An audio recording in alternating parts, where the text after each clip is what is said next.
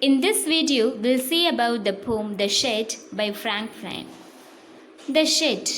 Do you know what a shed is? A cow shed, a tool shed, a wood shed. For example, it's a small room away from the main house for storing or keeping things, animals, tools, vehicles, etc. Okay, now we'll see the poem. There is a shed at the bottom of our garden with a spider's web hanging across the door. The hinges are rusty and creak in the wind. When I am in the bed, I lie and I listen. I'll open the door one day.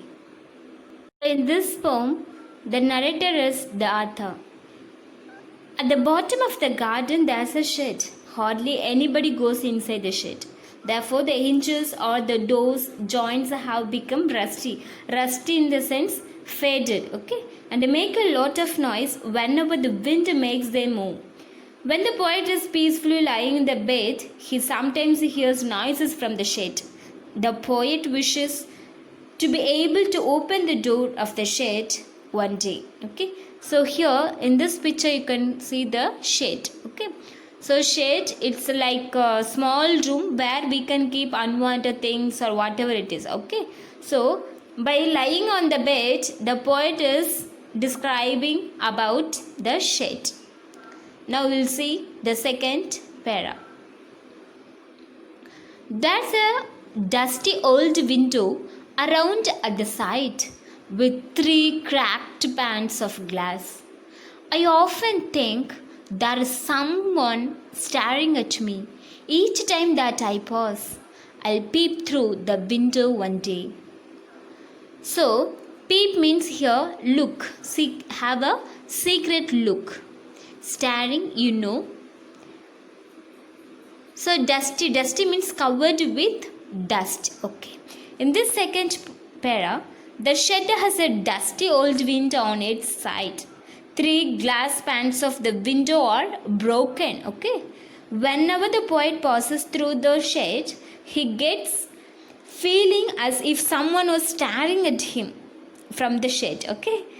To find out, the poet wishes to peep inside the shed. So he feels like someone staring at him from the shed. So he wants to look inside who is there, okay? Now we'll see the third para. My brother says there is a ghost in the shed who hides under the rotten floorboards, and if I ever dare to set foot inside, he'll jump out and chop off my head. But I'll take a peek one day. So what happened?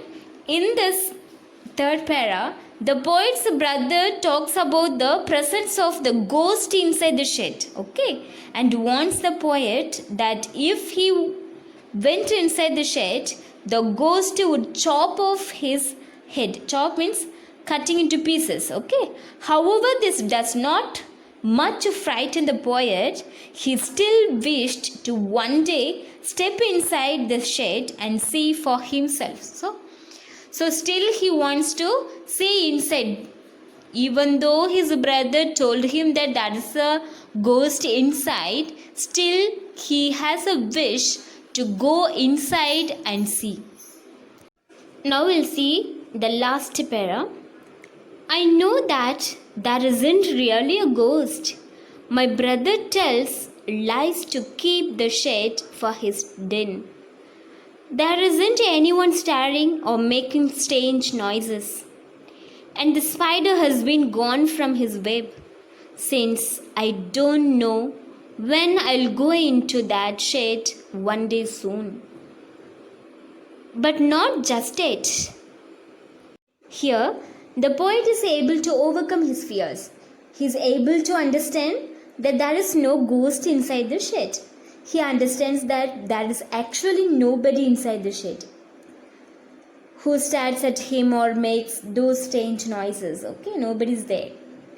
And nobody's making such kind of noises also. The spider is no longer there. His brother had been telling him lies because he wanted to retain the shade for his own self.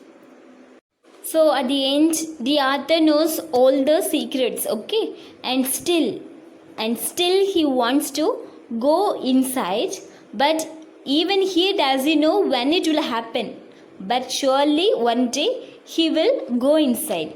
Therefore very soon the poet would be able to set in foot inside the shed. However, he says that this cannot happen immediately, okay, he cannot go immediately, but he has the wish and confident that one day he will go inside, he will take everything.